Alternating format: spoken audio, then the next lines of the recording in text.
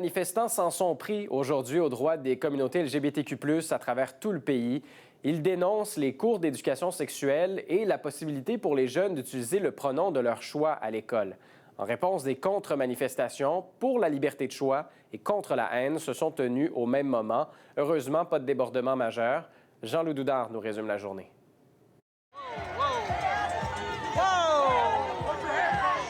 Des affrontements tendus mais sans tout à fait dégénérer en violence. Dans le Grand Toronto, dans le sud-ouest de la province et jusqu'à Sudbury, des groupes se sont mesurés à coups de slogans aux quatre coins de l'Ontario.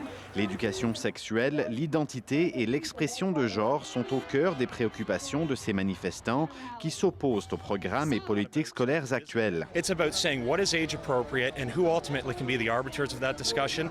We believe that it's parents. Si la plupart des participants de la mobilisation s'entendent sur ce point, d'autres sont allés beaucoup plus loin dans leur récrimination. Certains osent même dire que les écoles vont jusqu'à opérer sur leurs enfants.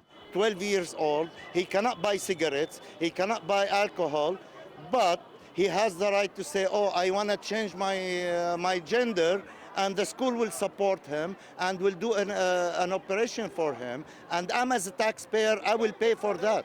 Si ces propos sont monnaie courante depuis des mois ailleurs au Canada, le débat s'est invité sur la scène ontarienne il y a une dizaine de jours.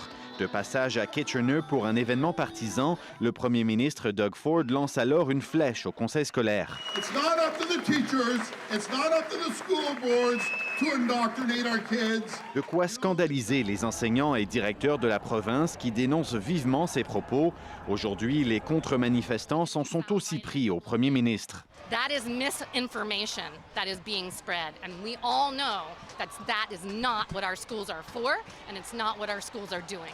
Sur la plateforme X, le premier ministre Justin Trudeau a lui aussi condamné fermement ces manifestations transphobes et réaffirmé son appui à la communauté LGBTQ+, tout comme la mairesse de Toronto. So there's no room for hate in this inclusive city of ours.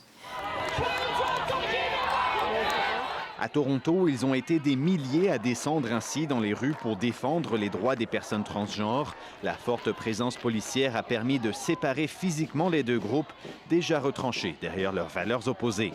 Ici Jean-Loup Doudard, Radio-Canada, Toronto.